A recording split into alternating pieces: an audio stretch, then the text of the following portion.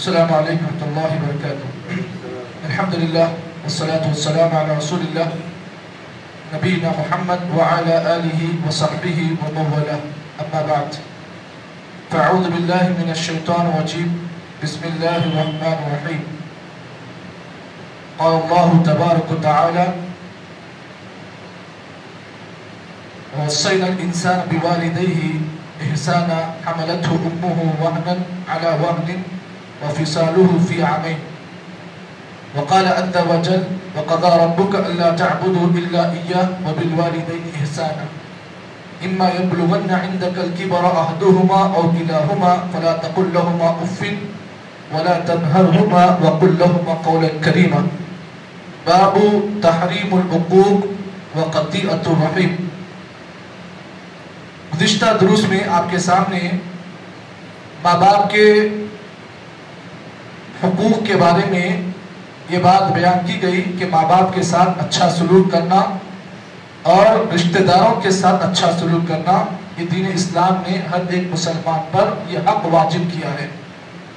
آج کے درس میں آپ کے سامنے ایک نیا باب شروع ہو رہا ہے جس کا معنی ہے باب تحریم العقوق وقطیعۃ الرحم۔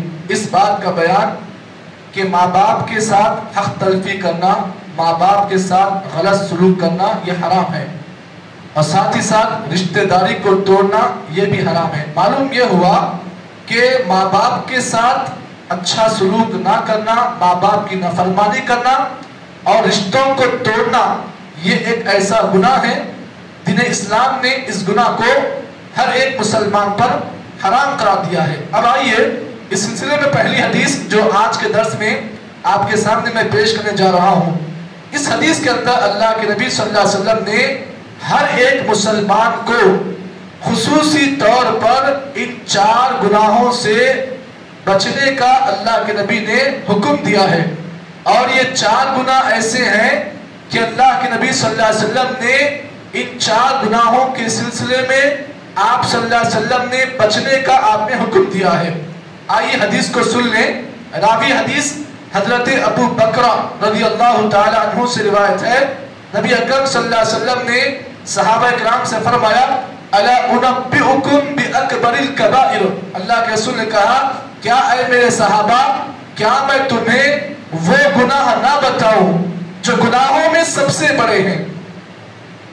اب عام طور پر انسان جو گناہ کرتا ہے وہ گناہ 2 قسم کے ہوتے ہیں، یا تو چھوٹے گناہ صغیرہ گناہ یا تو کبیرہ گناہ۔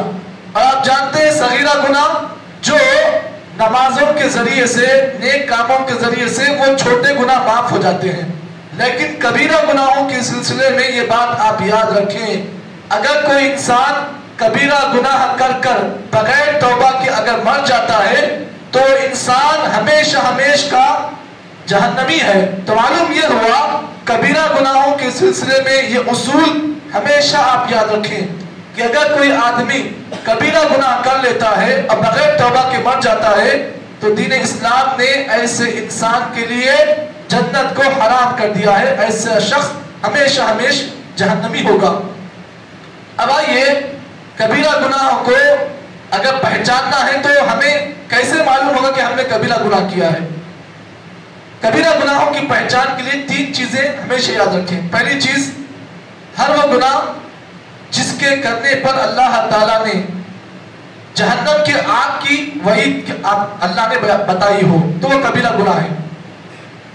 دوسرا، کبیرہ گناہوں کو جاننے کا دوسرا طریقہ یہ ہے کہ ہر وہ گناہ جس کے کرنے پر اللہ تعالیٰ نے انسان کو جہنم کی وعید بتائی ہو تو یہ کبیرہ گناہوں کی پہچان ہے۔ اور تیسرا وہ گناہ جو کبیرہ گناہوں کی تیسری پہچان یہ ہے کہ اللہ تعالیٰ کی لعنت جس گناہ پر آ جائے، جس گناہ کے سلسلے میں اللہ تعالیٰ کی لعنت ہو وہ کبیرہ گناہ ہے۔ اب اس کی مثال شراب پینا، بتائیے چھوٹا گناہ ہے یا بڑا گناہ ہے؟ اب آپ بولیں گے کبیرہ گناہ، اس لیے کہ اللہ کے نبی کی واضح طور پر حدیث ہے کہ شراب پینے والے پر اللہ کی لعنت ہوتی ہے۔ تو معلوم یہ ہوا ہر وہ گناہ جس کے کرنے پر اللہ کی لعنت ہو تو وہ کبیرہ گناہ ہے۔ اب آئیے اس حدیث کو ہم سمجھیں۔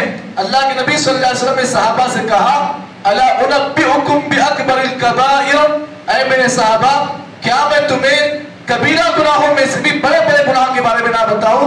सहाबा ने कहा भला या रसूलल्लाह, रसूल बताइए आखिर वो बड़े बड़े गुनाह कौन से हैं? नबी अकरम सल्लल्लाहु अलैहि वसल्लम ने फरमाया अल इशराक बिल्लाह, गुनाहों में सबसे बड़ा गुनाह अल्लाह ताला के साथ शिर्क करना है। यानी बंदा अल्लाह की रुबूबियत में, अल्लाह की उलूहियत में, अल्लाह ताला की अस्मा व सिफात में किसी और को शरीक करता है। यानी अल्लाह की इबादत में रुकू है, सजदा है, कुर्बानी है, इसी तरीके से और भी जो नेक आमाल है जो अल्लाह की इबादत के लिए खास है, अगर बंदा उसमें किसी और को शरीक करता है, that is mean of shirk, ये शिर्क है, तो अल्लाह ताला शिर्क को माफ नहीं करता है। तो मालूम ये हुआ बड़े बड़े गुनाहों में सबसे बड़ा गुनाह शिर्क बिल्लाह है, अल इशराक बिल्लाह। अब दूसरा गुनाह अल्लाह के रसूल ने बयान किया और अफसोस के साथ कहना पड़ता है हमारे मुसलमानों में ये गुनाह बड़ा आम है। क्या है? उकूकुल वालिदैन, माँ बाप की नाफरमानी।